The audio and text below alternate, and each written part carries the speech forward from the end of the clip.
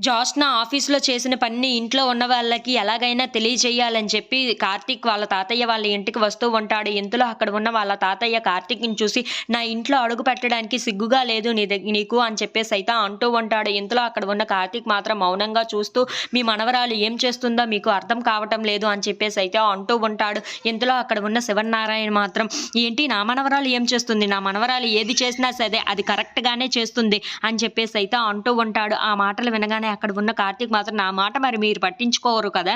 మీ మాట మీదే తప్ప ఇంకా ఎవరి మాటలు వినరు కదా మీరు" అని చెప్పేసైతే అంటూ ఉంటాడు. ఇంతలో అక్కడ ఉన్న శివన్నారాయణ మాత్రం, "నా మనవరాలు ఎప్పటికీ తప్పులు చేయదు. నీలాగా వంకర టింకర్లు చేసే పనులు ఎప్పటికీ చేయదు. నా మనవరాలు ఎప్పుడూ కరెక్ట్‌గానే ఉంటుంది" అని చెప్పేసైతే అంటూ ఉంటాడు.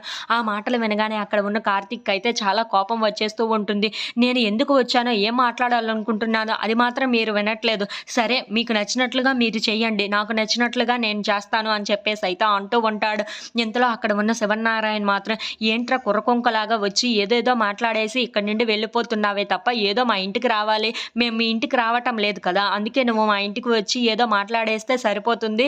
ఎలాగో కలిసిపోతాం అనేసి అనుకుంటున్నావేమో కానీ నేను ఎప్పటికీ మీ ఇంటికి రాలేను. అలాగే నీ నీ బ్రతుకు కూడా ఎలాంటిదో నాకు తెలుసు" అని చెప్పేసైతే అంటూ ఉంటాడు. ఆ మాటలు వినగానే అక్కడ ఉన్న కార్తీక్‌కి చాలా కోపం వచ్చేసి, "నేను శాంతంగా ఉంటున్నాను. అదే ఇప్పుడు యుద్ధమే ప్రకటిస్తే నేను ఏం చేస్తానో నాకే తెలియదు" అని చెప్పేసైతే అంటూ ఉంటాడు. ఆ మాటలకి అక్కడ ఉన్న శివన్నారాయణ అయితే నవ్వుతూ కార్తీక్ వైపు చూస్తూ ఉండిపోతాడు. ఇంతలో అక్కడ ఉన్న కార్తీక్ మాత్రం, "మీకు యుద్ధమే కావాలి అనుకుంటున్నారు కదా! సరే అయితే రెడీ కండి. ఇంక యుద్ధమే మొదలు పెడదాం" అని చెప్పేసైతే అంటూ ఉంటాడు.